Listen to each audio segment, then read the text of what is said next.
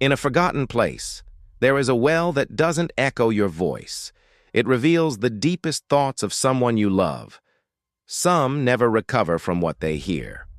I came across this well when I was 12 years old. It was a gray, drizzly day in London. I remember because my mother had taken me out of school early, wrapped me in one of those big coats she used to wear, the ones with the furry hoods. And we were walking through a part of town that felt both familiar and strange. The streets were narrow and the buildings hunched over them like they were gossiping in low voices about things I couldn't understand. My mom called it exploring, but I knew she was really trying to find somewhere cheap to buy alcohol. Then we stopped. She was suddenly still and listening, as if she could hear something I couldn't.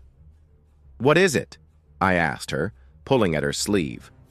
But she didn't answer. Instead, she walked toward a crumbling wall overgrown with ivy and pushed aside a curtain of hanging vines to reveal a well. I stared at it, puzzled, as my mum dropped a coin into its dark opening and made a wish. She told me not to speak, so I stayed silent as the sound of the cobbles replaced by the rush of water. When the splash echoed back at us, my mom turned and ran. I didn't understand then, but I do now. The well doesn't echo your voice. It reveals the deepest thoughts of someone you love. Some never recover from what they hear. Now, when I stand at the mouth of the well, I can feel the power in the air, the energy of 1,000 unspoken words, a cacophony of hopes and dreams, fears and regrets. This is the sound of people's souls laid bare. It took me years to realize that my mom had heard something she wasn't supposed to, some dark secret about me, something I hadn't yet told her. Maybe it was about the nightmares I'd been having since I was little, the ones that still wake me up in cold sweats sometimes. Or maybe it was about the bruises I'd been hiding on my arms, the ones I got from fighting other kids who called me names. But whatever it was, she'd heard it in the whispers of the well. And now I understand why she ran. She couldn't bear the weight of what she'd heard, so she chose to run away from it, from me. I don't blame her.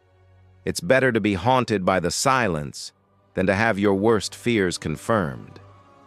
I've stood at the mouth of the well on many dark nights since then, trying to make sense of the echoes, trying to understand the secrets they hold. But all it does is remind me of the pain in my mother's eyes when she looked at me. I could see it in the way she slowly stopped asking questions, in the way she stopped hugging me when I was 12, the same year she stopped buying me those big coats with the furry hoods. They say the well can grant you wishes, but all it's given me is pain. It's taken my innocence, my childhood, my hope for a better future.